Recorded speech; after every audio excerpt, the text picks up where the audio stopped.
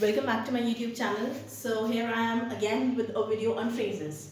Why phrases? Because time and again I've been saying that if you want to sound classy, alright, and you also want to level up your vocabulary, you also want to level up your communication skills, then you have to inculcate and include these phrases in your daily communication.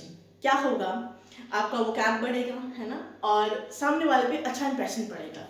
और बहुत simple phrases रहते हैं, है ना. अगर आपने एक या मैंने इतनी सारी वीडियोस बनाई, हर वीडियो में से अगर आपने दो, है ना, दो या तीन आपने फ्रेज ले लिए और उनका मतलब आपने समझ लिया, उनका अर्थ क्या निकलता है, किन किन सिचुएशन में ऐसी क्या परिस्थितियाँ आती हैं कि जब उन फ्रेजेस का इस्तेमाल करके या उन फ्रेजेस को हम इंग्लिश में यूज़ करते हैं, अगर आपने सीख लिया तो वेल एंड गुड, है ना. यही तो हम कर रहे हैं, इंग्लिश कम्युनिकेशन स्किल्स ही तो एनहांस कर रहे हैं, है ना. तो आइए, आज की जो फ्रेजेस हैं they are on trees plants. ठीक है, फ्लावर्स पे हैं, यू विल लव देम. तो प्लीज़ अगर आपने वीडियो देखना स्टार्ट कर लिया है तो 10 मिनट का वीडियो होगा, स्टार्टिंग से लेकर एंड तक जरूर देखिएगा, आपको मजा आएगा. The first is the English rose. नाम से ही द इंग्लिश रोज. पहली बात, English, who are English people who live in Britain, which is a country in UK, है ना. वहाँ के लोगों को क्या बोलते हैं? English people.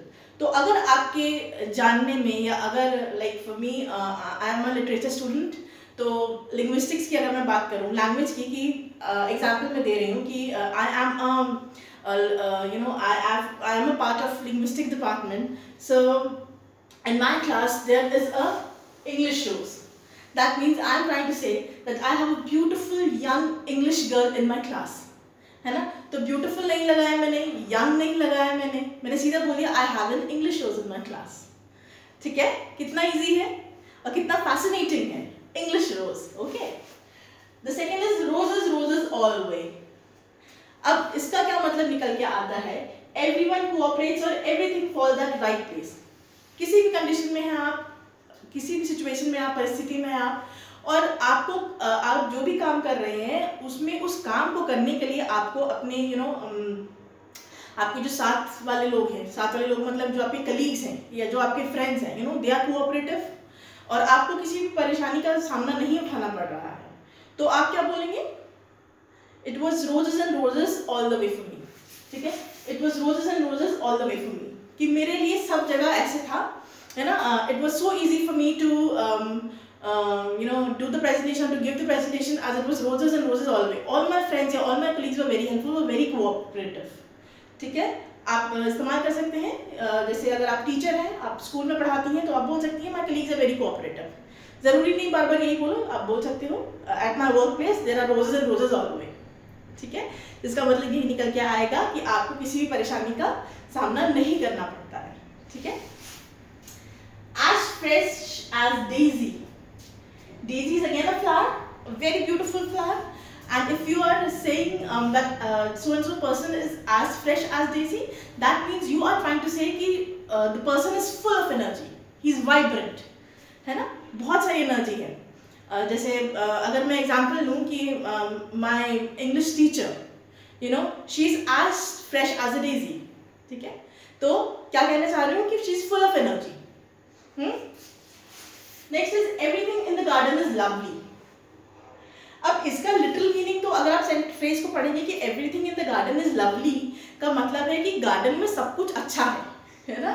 लेकिन आप इस फ्रेज का इस्तेमाल कंट्रास्ट में करेंगे, when there is a contrast between the appearance and reality. जब आपने सोचा कुछ होगा और आपके साथ कुछ और हुआ होगा. एग्जाम्पल देके समझाती हूँ. आप अपने फ्रेंड्स के साथ या अपने पेरेंट्स के साथ या अपने पार्टनर के साथ you went to a restaurant. ठीक है, वहाँ पे you found that the food was, sentence में बता रही हूँ, एग्जांपल दे रही हूँ. I went to a restaurant with my partner, there the ambience was great, है ना. एम्बियंस मीन्स जो जगह थी जहाँ पे बैठे हुए थे, that was great. The food was lovely. Everything in the garden was lovely until the bill came, है ना. जो बिल बन के आया खाने का, है ना, वो बहुत ज्यादा था. तो क्या हुआ? पहले सब कुछ ठीक था, everything in the garden was lovely until this happened. ठीक है, समझ में आया इस फ्रेज का मतलब? ठीक है. when you are trying to show the contrast between appearance and reality, जब कुछ उल्टा हो जाए, out of expectation, you कुछ अनएक्सपेक्टेड हो जाए तब आप इसका इस्तेमाल करेंगे, ठीक है। The next phrase is a crown of thorns. This is very simple. Crown means Taj, thorns means कांटे, ठीक है। तो अ लेगेसी ऑफ ट्रबल होता है ना।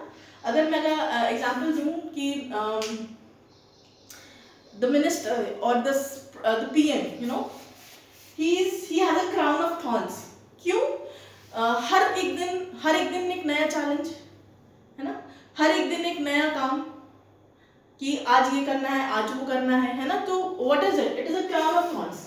एवरी डे इज चैलेंजिंग, ठीक है। A legacy of trouble. To bark up the wrong tree. To bark up the wrong tree means when you are accusing someone of the act that the person has not committed, ठीक है। To accuse or blame the wrong person। अगर मैं बोलूँ for example आपकी ring चोरी हो गई है या आपका कुछ सामान चोरी हो गया है और आप ऐसे इंसान पे ब्लेम लगा रहे हैं जो घर में था ही नहीं, है ना। तो I can always say that it is not possible that so and so, या रेनू ले लेते हैं, it is not possible that Renu has stolen your ring, you are barking up the wrong tree because she was not at home the entire day. वो सारा दिन घर पे नहीं थी, तो हाउ कम आपकी उसने रिंग चोरी कर ली, है ना। ये मैंने एक एग्जाम्पल दिया है, ठीक है। When how and in what conditions you can use the phrase to bark up the wrong tree, ठीक है। This is a heart of oak. A heart of oak नहीं सुना था ना अभी तक? Heart of oak is phrase is used for someone who is very loyal, who is very brave, and who is 124/7 available to help you, and you can rely upon that particular person, ठीक है। sentences आप सुनते होंगे that you know nowadays it is next to impossible to find people with heart of oak, है ना। ऐसे लोगों का मिलना आजकल के समय में या आजकल के दौर में मुश्किल है जो मुसीबत के समय आपके साथ खड़े हों और आपकी सहायता करें। हार्ट ऑफ ओक, ठीक है। I found this phrase very beautiful. There is to shake like a leaf, है ना। फ्रेज पढ़ते ही समझ में आ जाएगा कैसे पत्ती हिलती है। शेक का इस्तेमाल कर रही हूँ मैं, है ना। To shake like a leaf means to travel with fear. अगर जब कोई इंसान डर रहा है, आपको डर लग रहा है, then you can always use the phrase that I am shaking like a leaf. While watching the horror movie Conjuring 2, I was shaking like a leaf, है ना। या before scuba diving या before bungee jumping, so and so person was shaking like a leaf, ठीक है। या my best friend just shakes like a leaf every time he has to give his exams, ठीक है। shake like a leaf। to sleep like a log। now what is log? वो मोटे मोटे तने होते हैं ना पेड़ के, जो मतलब बीच में सेंटर पार्ट होता है ट्री का, that is called log. Now to sleep like a log means sound sleep, ठीक है। आराम से सो रहे हैं, कोई डिस्टर्बेंस नहीं है, काफी घंटों के लिए आप सो रहे हैं, तो आप बोल सकते हैं that so and so person is sleeping like a log, है ना। माई पार्टनर और my brother is sleeping like a log, ठीक है। It's 12 in the afternoon and he's sleeping like a log since 8 p.m. last night, ठीक है। The last one is to be out of woods। ये आपने बहुत phrase you must have come across this phrase often। आप इस phrase का तब इस्तेमाल करेंगे जब आपको बताना है कि that so and so person is out of danger now, ठीक है। तो don't worry, your patient is out of woods, he's fine now, है ना। So and so person is out of woods मतलब अब उसकी जान को कोई खतरा नहीं है, डेंजर से उसकी जान अब बिल्कुल सही है। जो भी उसको प्रॉब्लम थी, या मान लो एग्जांपल तो जैसे गोली लगी थी या चोट लगी थी, है ना, कोमा में चला गया था, तो अभी वो he is out of woods, अभी वो खतरे से बाहर है। So friends, these were the phrases. I hope the phrases were interesting and please try to inculcate these phrases in your daily conversation, ठीक है। तभी मेरे वीडियो बनाने का जो मैंने ये दौर शुरू किया है ना, ये सक्सेसफुल होगा, ठीक है। Thank you for being with me, thank you for liking my videos.